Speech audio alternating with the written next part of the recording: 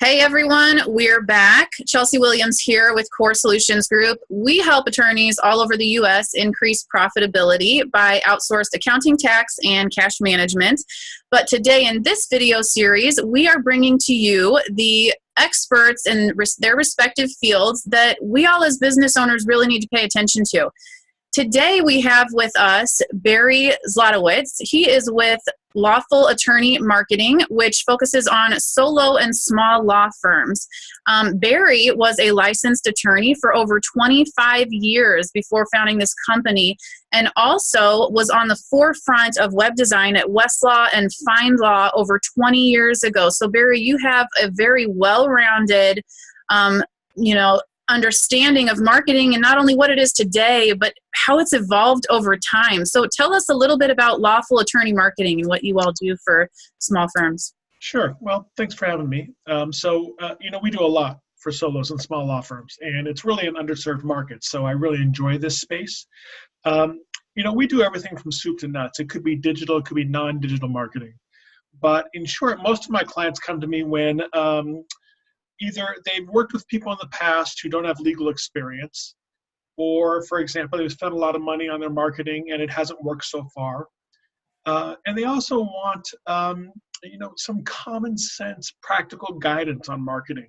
I personally practiced for many years as a personal injury attorney, and so I have a decent sense of what works and what doesn't work. And so I provide folks real common sense, practical advice about what they might want to do to enhance their online presence. Yes, absolutely. So I always use the vending machine versus the slot machine method of marketing. And I am not a marketing expert, but I know enough to know that it's about to be 2020 and you have to be marketing, right? And so, I understand that there's a couple different ways to approach marketing. There's the slot machine version where we just dump money and hold our hands out and hope that those coins fall and we get that ROI, right? But then there's that vending machine version, which is what we should really all be looking, to find, where we put $1 in and we get a candy bar out every time, like clockwork. We know our conversion rates. And so I think it's important to note also when looking for a marketing company, like you guys specialize with law firms. So instead of finding a marketing company that maybe blankets multiple industries, finding a marketing company that really knows your industry and has a background in how it really works, because it is different from industry to industry, I think is so incredibly important. And so I'm excited for you to share with us today. Barry has put together the top 5 tips for solo and small law firms. And he's also going to share with us some of the most common mistakes and pitfalls that he sees small law firms making when it comes to their marketing strategy. So Barry, I'm excited to hear this stuff. Okay, good. Well, so I've really thought about, what are the basic things that solos and small law firms do that they could take advantage of, that don't cost a fortune to market online. And so the one that I always tell people, the biggest one, is that well, let me back up. So I tell people as a marketing person, my job is to make Google happy. All right. So that's how I see my job description. And so I want to do everything I can to make Google happy. And nothing makes Google happier than when a business, any business, uses its Google business listing. So are you familiar with the Google business listings? Yes. Okay. Registering with Google and... Yeah. I mean, here's the thing, is that right now it's free. I think in the future, we're going to see Google charging for that Google business listing because it is so valuable. Google is super focused on what's called, loosely, local search engine optimization. If you ever notice when you go on Google and you look for a pizza joint or you look for a dentist or whatever it is, Google's generally providing you local search results because that's what people want. They want to find people around them. Well, your Google business listing is the best way to get found in your local search area. So what I always tell people to do is, one, you probably already have a Google business listing because most law firms do already, but you have to claim it. Mm-hmm. And then I would say fill it out completely. Use the space that they provide you for a description to really use a keyword-rich description that describes what your law firm does. And then add as many photographs as you can to it. And then, most importantly, Google provides a way for you to post on your Google business listing, and you just don't see people doing that. I do it constantly. And when you post your content on LinkedIn or Facebook or wherever you're posting it, also create that content on your Google business listing. And then when you post that content, make sure there's keywords in your description of what you're posting about. And the last thing, and the most important thing you can do with your Google business listing, get reviews. Reviews are now a ranking factor. Google actually looks at it to see if it should show your Google business listing in the map 3-pack that you get every time you do a local search. So get reviews. And on top of that, try to coach the people providing you reviews to add keywords to those reviews. So for example, if you just say, Barry was a great guy to work with, well, that's great. It's a good review. Thank you. But if you said, so Barry did the search engine optimization for my website and created a newsletter on a monthly basis to help reach our clients, that's a lot better. That's got rich keywords in your reviews, and that will also help you rank better in Google. Awesome. So, I myself explored with that as far as posting on Google, and it was almost like its own little Facebook, right? Just to give it something to compare to. And now I always thought, oh, nobody's on here. Nobody's looking at this stuff, right? If I post on Google, who's really going to see this? So you're saying that is actually a really important part of how you use your Google profile. It's so important. I mean, and Google's tried a lot of other things, right? So there was this question and answer section, and nobody really used it, didn't take off. And you remember Google used to have Google Plus. So in this local search, this social aspect of posting online, Google is never going to leave that because it's so rich with engagement and providing content to people looking for services. So I really strongly recommend using your Google business listing ad nauseum if possible. Okay, so you're saying as much as we are posting on the ones that we all know of, like Instagram and Facebook and LinkedIn and Twitter, Google should be on our posting list now. Absolutely. Well, think about it this way. Okay, so, Twitter for law firms I've never found to be very effective, to be honest with you. But Facebook certainly can be effective, and depending on who your target market is, Instagram might also be. And then there are, there's a wide variety of other places you can post, like Reddit or Mix.com. There's different places that you can post. But those channels are a little different than Google. When somebody goes to Google to search, they generally have an intention to find either a lawyer or an answer to a legal question. Whereas when you're posting on Facebook, that's a less direct way of getting your word out. That's more about branding and reminding people who you are in the event something comes up.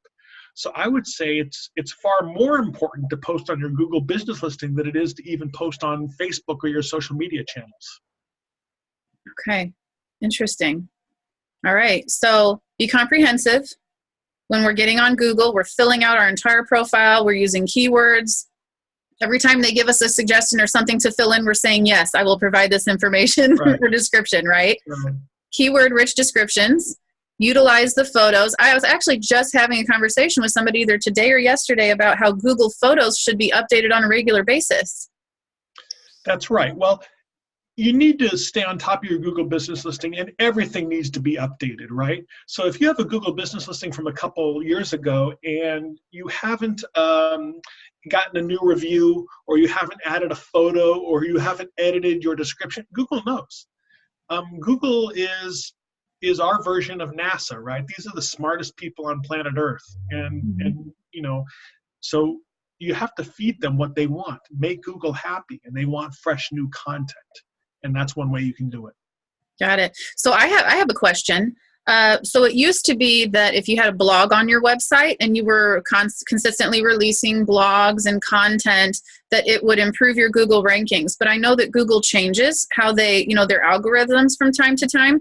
Are blogs still relevant? Absolutely, blogs are relevant. Blogs are a great way of getting found in Google. It's great for your search engine optimization. But I would say, and actually, if you want to jump to that, I actually, one of the things I want to talk about is what do you do with your content? But before we get there, let me just say that blogs are absolutely still relevant. They're a way of demonstrating, I hate this term, but they're a way of demonstrating your thought leadership in an area. It's kind of an overused term these days. And they help with your search rankings. But it's not just enough to write a blog and then think, okay, people are going to come to it. Okay? So when you write content for your website, you've got to promote the content. And that's one of the things I wanted to talk about. So we're jumping ahead. So this is great. Let's kick in this next one. Okay, we got Google covered. So now let's talk about content. Let's talk about content. So you got to promote your content. And even before you get there, I'd like to take a step back. Let's come back to promoting content for a second. Sure. Before you even decide on writing content for a blog, let's say, you need to do your research, right? So it's great if you're going to write on a topic that no one's ever searched for or no one's ever written content for. But if nobody's searching for it, it doesn't really benefit you to write that blog unless you get that needle in a haystack person who needs that very issue. Right. So I would say do your keyword research before you write a blog article. So for example, let's say you're an estate planning attorney and you want to write a blog article on Medicaid planning, let's say, for example, okay? And the 5-year look back and all the things that you have to do to qualify. Okay, so you write that blog article, but let me ask you, so what are people searching for with regard to that? Is it for the term Medicaid planning? I mean, are people really searching for that? So I would say you need to go into these tools that are online, and there's a lot of them. Like, for example, you could look at answerthepublic.com. Are you familiar with that one? Never heard of that one. Super cool website. A little weird. You get there, and there's this big guy's like mine, big head right in the middle of your website. But if you enter a search term in there, it's going to tell you what everybody's searching for. So answerthepublic.com. Or you can use Google itself. I wrote a blog article on my website about the different tools you can use to figure out what keyword you should be using. But use Google itself. Have you ever noticed that when you start to type in a search in Google, it auto-populates what people are searching for? That's what people are searching for. And then they also have this little section and this little accordion down below that says people also search for. Well, Google has given you the answers of what people are searching for. So start to take those and base your blog article around them. So that's what you do in terms of the keyword research. Now, getting back to promoting your content. Okay, so you write a blog article, and just because you write it does not mean they will come, you know? So you write a blog article, then you need to promote it. So how do you promote a blog article? It's super simple. You take a little blurb and a graphic, and you post it on your social media channels. So for example, you write a blog article on my example earlier about estate planning, Medicaid planning, and the 5-year look back period. Write the blog article, use the proper keywords, optimize it on your blog properly, and then go to Facebook, go to LinkedIn, go to Twitter, even on Instagram, and create images that are going to fit properly on all these different channels, and have a little blurb with a couple of hashtags, and promote this content and your Google business listing, of course. Because if you do that, people are going to start clicking back to your website and reading your content. And that's what you want. You want to get people to your website, provide them the information that they're looking for, and that way they'll feel comfortable reaching out to you if they need that service. Okay. Makes sense. A long-winded answer to content, but the key elements of that are: 1, do your keyword research before you write, and 2, promote your content. Okay. And promoting it depends on the platform that you're using. For example, Instagram is very picture oriented. 100%. Right? Instagram is all about images and hashtags. LinkedIn is a great place if you are a B2B, a business attorney, an employment law attorney that represents executives. Personal injury attorneys, not so much, to be honest with you, unless you're looking for referrals from other lawyers. Personal injury attorneys, bankruptcy attorneys, divorce, criminal, these are B2C primarily plays. And those people are looking for consumers in different places than a business attorney or a commercial bankruptcy attorney or corporate bankruptcy attorney might be looking. And that actually ties in perfectly to my next point that I wanted to bring up. So let's transition real quick. One of the things that I always tell my clients every single time is you have to know your market, okay? So I always tell people before they get started, one, who is your target market? And then two, where are they? And then three, what is your message to them? So for example, let's say you're a divorce law firm, and your clientele is predominantly female. I would say that you identified your target market, and where are they? If they're female, there's a very good chance that they are in fact on LinkedIn, or excuse me, on LinkedIn, of course, but also on Instagram, because that is a very high rate of females using it for a wide variety of reasons. And then thirdly, what's your message to them, right? Divorce law firm that you can trust, represents female clients and so forth. And by the way, don't get me wrong, I'm not saying they're not on LinkedIn or they're not on Facebook or whatever it is. I'm just saying, I think you would find that Instagram would be a great place for you to market your firm. So again, who's your target market? Where are they? And what's your message to them? Yeah, and I can agree. And that's just pure statistics. That's why I love numbers. As long as it's good data in and good data out, numbers don't lie, and you should pay attention to them. And I've heard that too, and I've experienced that even with my Instagram account, that I get more engagement with women than I do with men. So I can absolutely see that. And so knowing who your target market is kind of where you would start then, right? Because depending on who your target market is, it depends on which platform might work the best for you, or which platform you should focus on. And what I'm hearing from you is it's largely, B2B or B2C, meaning business to business.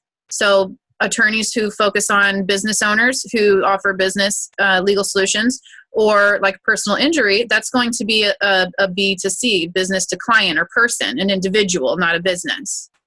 Right? I think that's right. Although, as lawyers, just to be frank, referrals are a great source of business for lawyers. Mm-hmm. And hopefully it's always going to be that way. Mm-hmm. So I wouldn't want to rule any other channels out, because, so for example, staying connected to other lawyers who are on LinkedIn is very important. By the way, I don't know how many people know this, but there are tools that you can use to post on multiple social channels at one time. So, having a Twitter channel, is not going to hurt you.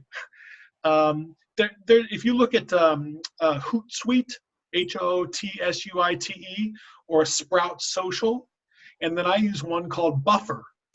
And for a very modest amount of money, you can actually control multiple social media channels, and I do that for my clients, right? So I do it all from a dashboard, and it's fantastic. So set up a Twitter channel, connect it to your Buffer application, and then you can post to all these different channels at one time. And also, if you are on Instagram, for example, taking our previous example, Facebook owns Instagram, and so if you're on Instagram, you can actually just click a switch, and every post that you post on Instagram will then automatically post on Facebook. So you don't have much to lose by being on these channels. Mm-hmm. I'm just saying where you might want to consider focusing on is what my consideration was. Yes, and I meant to stress the same point, not to neglect any of them, but just to know where maybe most of your market might be sitting. And I can attest to the softwares. I use Buffer, and I love my Buffer. Yeah, I love it. So I can absolutely see the value in that. Buffer is a lot easier than Hootsuite. I mean, once you figure out Hootsuite, it's really amazing what you can do. Buffer is super easy, and it's really modestly expensive. The one negative that Buffer hasn't figured out yet is that everything online these days is going to video. And Buffer, you can't just post an organic video on, which is very frustrating for me because I do a lot of video. Whereas I believe on Hootsuite, I don't use Hootsuite, but I believe you can. So if you're posting a lot of video, you might want to consider looking at Hootsuite. Got it. All right. So let's talk about that for a moment, if you don't mind, if this doesn't throw you off, because I think we have one more to go. Sure.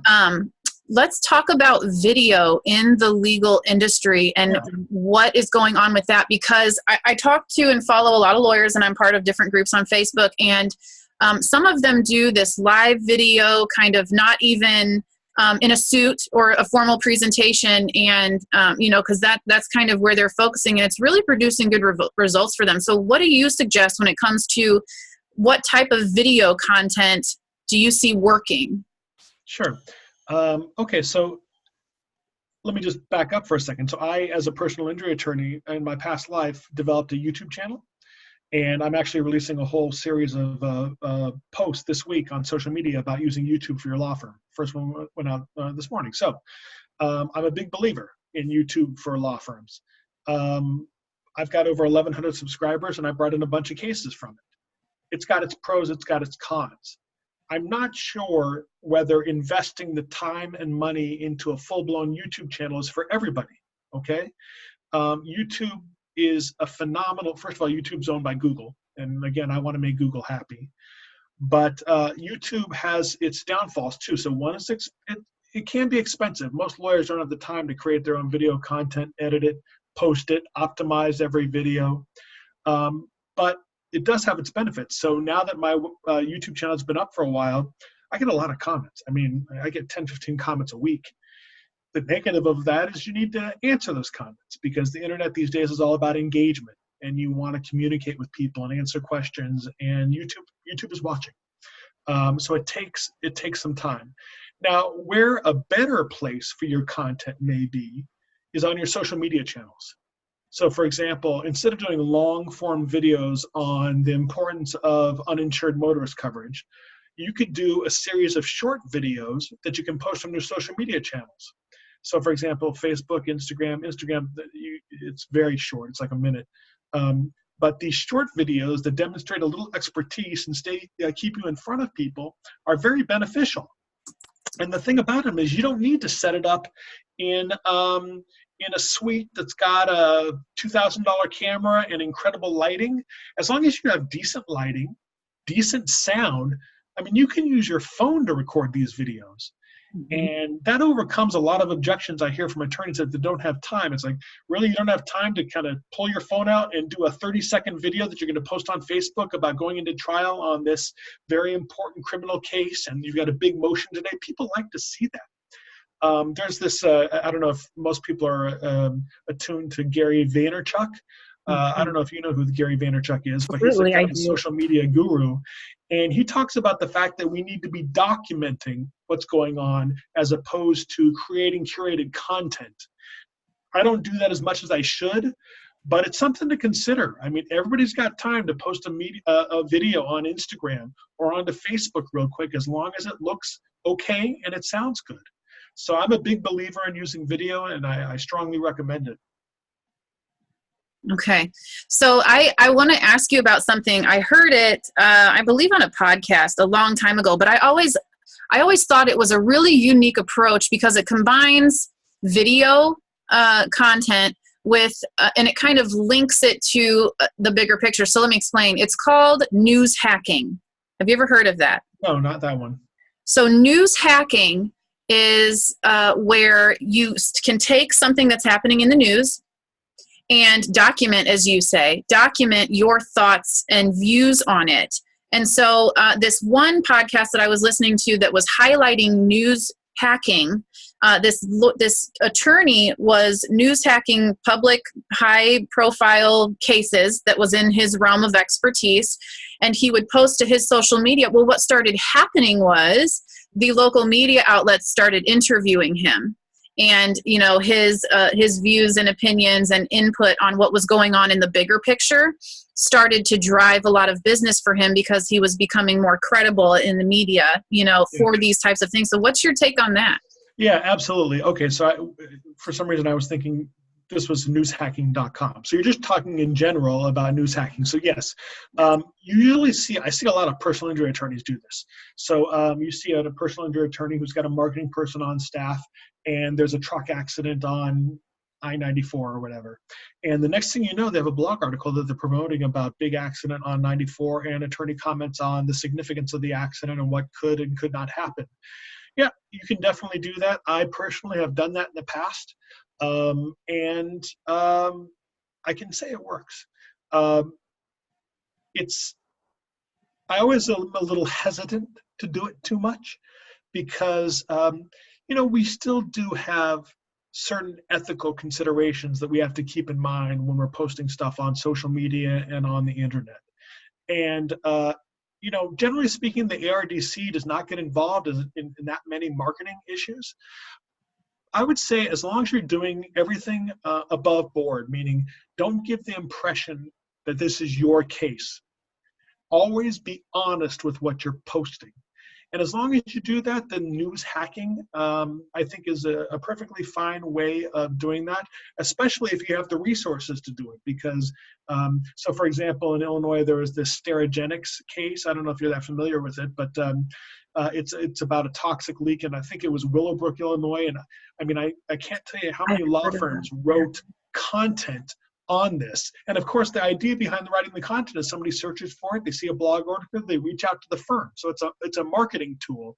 I would just say, as long as you're being honest and not misleading, you're going to be just fine. And I think it's a great thing to do.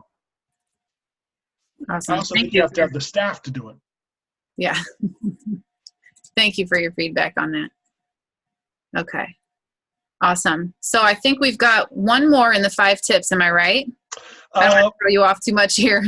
Yeah. Well, I've got a couple other things to say. The one thing that I want to say to people is that go online and do a search for your name and your firm name. Okay. Google, it's critical to Google that the name, address, and phone number of your law firm be consistent across all social media channels and all these online business directories. And there are a lot of them. There's hundreds, but there are about 80 main ones that seem to be used over and over again. And that could be eLocal and names that you've never even heard of. Yahoo, Bing. I mean, is your contact information consistent in all those? And it never fails. Law firms move, they change phone numbers, partners leave. Things change constantly. So if you will go to yext, yext.com, okay? You can do a search and see how your search or how your firm is portrayed on all these different business directories. It's not as easy to do it on your own, but you can hire a marketing consultant to do it for you. And in a blink of an eye, we can consolidate all your information on all these different channels at one time. And that can only benefit you because, going back to what I said earlier, Google is interested in local search. And to help your local search presence, you need to have your name, address, and phone number, as well as your domain name, the www. All consistent on all these directories. So that's super important too. Okay. Yeah. So is there one software or database where you can go to update all of those at the same time? Yes. So if you go to Yext, Y-E-X-T. That is yext.com. The problem is that when you do it at Yext, it's expensive, right? Whereas somebody like myself or any marketing consultant has a subscription to SEMrush or Yext. And we can do it on the back end and apply it to all these different directories at the same time. So that's the benefit of using a marketing person to do that for you. Unless you want to get the subscription yourself. Most people don't. Okay. Got it. And then I have one last thing is that, and this is a little bit of a plug for marketing people, okay? There are a lot of people in the marketing industry who, they're great at graphic design, right? They can develop a website, but they don't know how to optimize it. Or, for example, they are working with law firms that they don't understand our ethical rules. So I was looking at a website the other day, and in the code of the website, somebody wrote there that this lawyer, family lawyer up here in Chicago, was a specialist in family law. Well, calling yourself a specialist or an expert in Illinois is a big mistake, and it can get you in trouble with the ARDC. And it's an easy remedy, right? The ARDC is not going to penalize you if you get this stuff fixed. But making comments like that is something that somebody who doesn't understand the legal industry marketing rules that we deal with. And so I would just say, look, in terms of working with a marketing person, just make sure they understand what you can and can't do in the legal industry. Yes, and that's just one more benefit to finding someone who's familiar with your industry and a specialist in your industry. Right. Yes, right. And I can relate to that. You said that someone might be really good at making a pretty website, but if it's not optimized, then it's just a pretty website that probably no one's going to see anytime soon. I made that, not mistake, but when I came into business for myself, I thought, oh, I'll hire one person to do my website, and that includes all of this stuff, just because I didn't understand marketing very well. So if you could share, just because I know from my personal experience, I was missing a few key players in my marketing, right? So I had my website, but it may or may not have been optimized very well. I didn't know how to create a sales funnel that is separate from my website. So what are some different moving pieces that maybe you see lawyers even forgetting about or not knowing to ask for? Well, let's focus on optimization because that is really the big one. So two types of lawyers that I deal with. One is the lawyer who wants to use the internet for lead generation purposes. You know, they want to get found online for Bankruptcy Attorney Chicago or whatever, and they want to use this to drive leads. The other type of attorney that I deal with really is somebody that just wants a professional looking website. They want their website to reflect the professionalism of the service they offer to their clientele. Both can benefit from optimization of their website. The former, meaning the bankruptcy or B2C attorney, can use the internet very well for generating leads. There's no question about it. To do that, you would have to do two things. Well, many things, but two things. One is optimize your website, and two is engage in a search optimization campaign or other lead generation campaign. It could be Google Ads, it could be something else. So what does it mean to optimize your website? If you've ever looked behind the code or behind the cover of your web page, okay, you can actually see the code of your website. Mm-hmm. So if you go to your web page, just right click on your mouse and select view source, and you can see the code of your website. I just did a whole blog article on this exact topic. I do that on accident all the time. Yes, that's the code of your website. That is. And there's only a few things that you as the attorney need to be aware of, and they're called title tags or meta descriptions. Mm-hmm. Those are the big ones. And look at the title tag on your homepage. If your title tag says the word home, it's a big mistake because nobody's going to find you even for your name.